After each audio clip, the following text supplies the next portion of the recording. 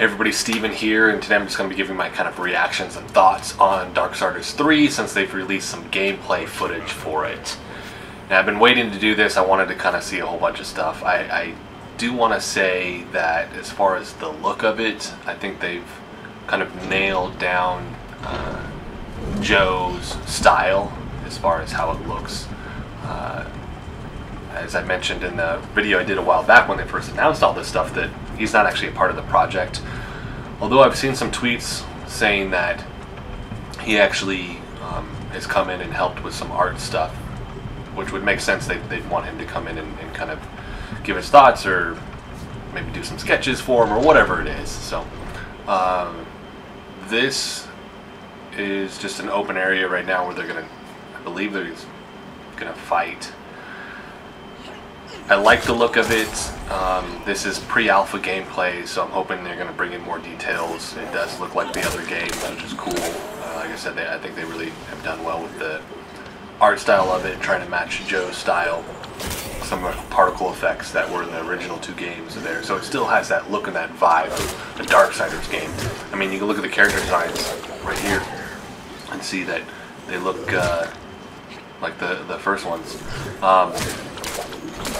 The only thing that I've noticed, and it's kind of a concern, is the sound of the whiplash, that over and over again. I'm concerned that that's going to get really annoying when you're playing the game.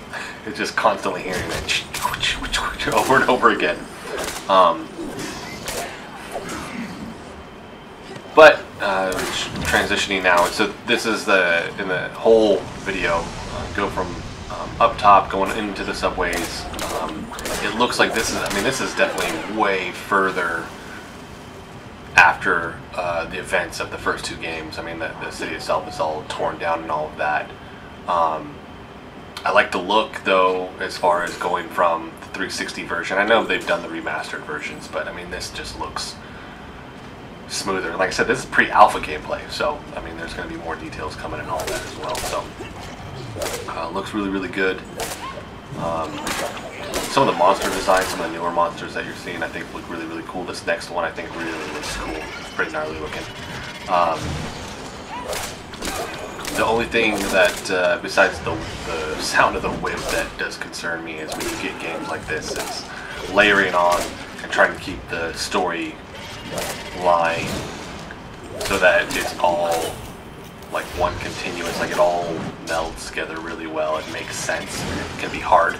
You start introducing all these other factors to it, and timelines get messy and all of that. It becomes a concern. And now this is the Sloth. So the intro title for this looks just like the other games. Sloth character looks pretty freaking gnarly. You can also kind of tell in pre-alpha there's no bars around it. It shows health and power. What I would assume is like a special ability bar there up in the left-hand corner. So Sloth, I heard that she's kind of combating the deadly sins. I don't know if it's all 7 deadly sins or just a handful, but Sloth being one of those. Pretty gnarly character design, like I said, for that. And that's why I also think, would it look way different if Joe was still attached to the project, or is that what he's doing when he's coming in, is helping with some of this, like coming up with these bosses, character designs, so that it does fit better within the world of Darksiders that he's created. It'll be interesting to see too, because this fall, I think this October, his Battle Chasers game comes out. So, this is pretty gnarly. So Sloth is going to get up, and he doesn't want to be carried by his little minions anymore. God, it's really creepy looking boss. The gameplay does look the same as far as like what the game is, which is a hack and slash, jumping, dodging, hitting over and over again. I'm hoping that they're going to introduce some new elements to that as well. Just to mix it up a little bit. You want that growth, but like I said, I want to make sure that the story, still the timeline and all of that still fits together. Start introducing too many things, and for me, it kind of detracts from the story, just because now you're trying to compensate and wrap your head around all these other things that weren't going on in the first games that are now going on. So that's it, guys. That's my thoughts on Darksiders 3, but I want to hear from everybody else too, what the community thinks about the game and what they've seen so far. I mean, we're going to see more stuff in the future. Can't remember exactly. I think the game comes out next year, so we got some time to see how this slowly evolves and some of the other tweaks and stuff, and more of the story that they're going to kind of let the public know before the release. But I am still most likely going to buy the game.